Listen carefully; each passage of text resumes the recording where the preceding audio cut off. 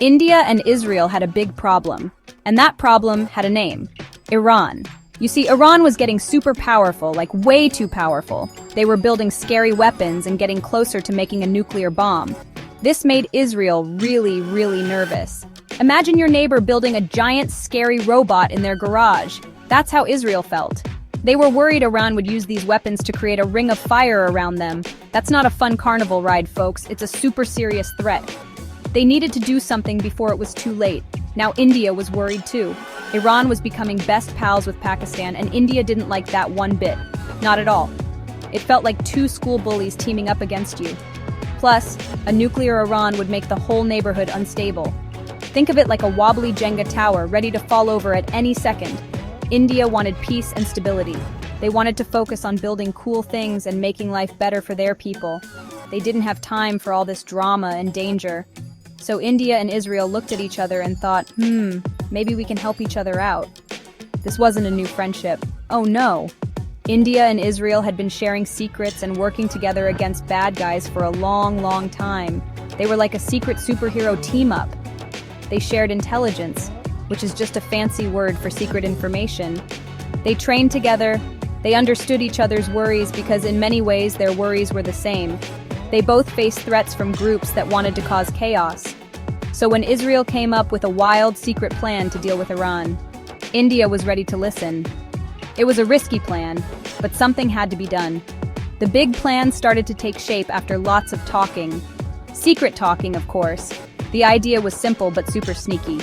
Israel needed to get inside Iran, but they couldn't just walk in the front door. They needed a secret entrance, and that's where India came in. India had something very special: big companies that worked all over the world, even in Iran. These companies were like master builders, creating roads, ports, and power grids. Nobody would ever suspect them of being part of a secret spy mission. It was the perfect disguise. The stage was being set for a very big show. So how did they do it? It was like a magic trick. Big Indian companies, known for building amazing things, got a secret mission. First up was Shapurji Palanji, led by a guy named Shapur Mistry. They were told to build stuff near a very important Iranian military base in Asfakabad. Their secret job? To install special fiber optic cables. These weren't for watching cat videos. These cables could reroute and listen to secret Iranian communications. An engineer named Ramesh Trivedi made sure the cables looked totally normal, hiding the secret tech right under everyone's noses. It was genius. Next in line was Larsen and Toubro, or L&T for short. Their boss, Mr. Subramanian, got the call. L&T was working on power grids near Isfahan, a city with important nuclear sites. Their secret task was to build special jammers right into the power grid itself. A smart guy named Vikram Mehra was in charge of this. These jammers were like a big off switch for Iran's air defense systems. When the time was right, they could blind all the radars, making Iran deaf and blind to an attack. It was like putting a blindfold on a goalie right before the penalty kick. Then came SR, run by Ravi Ruia. Their mission was maybe the sneakiest of all. They had to smuggle a bunch of small, explosive Israeli drones into Iran. How? They disguised them as boring old HVAC units, for air conditioning. A manager named Abdul Kalam Sheikh handled the whole thing. The drones were shipped through the busy port of Bandar Abbas. They looked like regular cargo, passing through customs without anyone blinking an eye.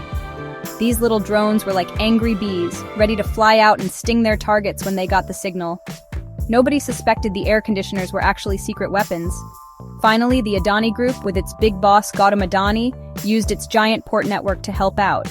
They were masters of logistics, which means moving things from one place to another. They helped move all sorts of secret Israeli communication gear into Iran. This gear would let the Israeli agents on the ground talk to each other and back to their headquarters without being caught. It was like giving the spies a secret, invisible walkie-talkie system. All these Indian companies worked like a well-oiled machine, building a secret highway of technology right into the heart of Iran, all while looking like they were just doing their normal jobs.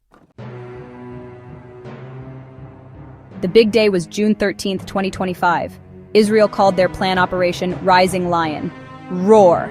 It was time to flip the switch. First, the jammers that L&T had hidden in the power grids were turned on. Zap!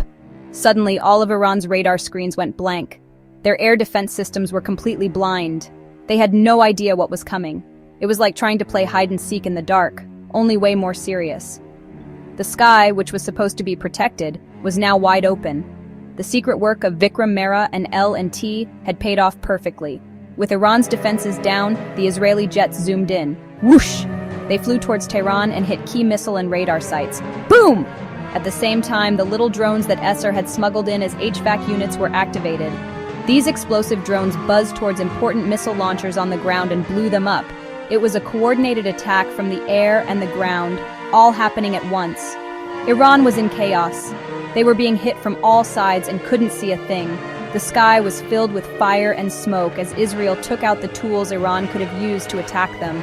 But the mission wasn't just about blowing up buildings and weapons. It was also about finding very important people.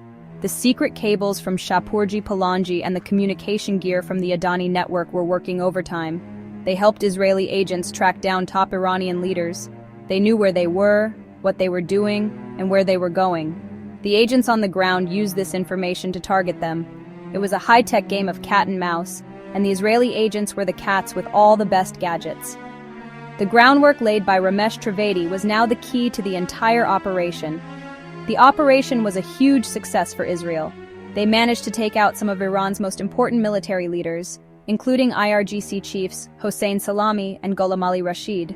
They also targeted key nuclear scientists like Abbasi, Tehranchi, and Minucher, the very people who were building the scary bomb. Iran's supreme leader, Ayatollah Khamenei, was furious. He promised severe punishment. In return, some blasts were heard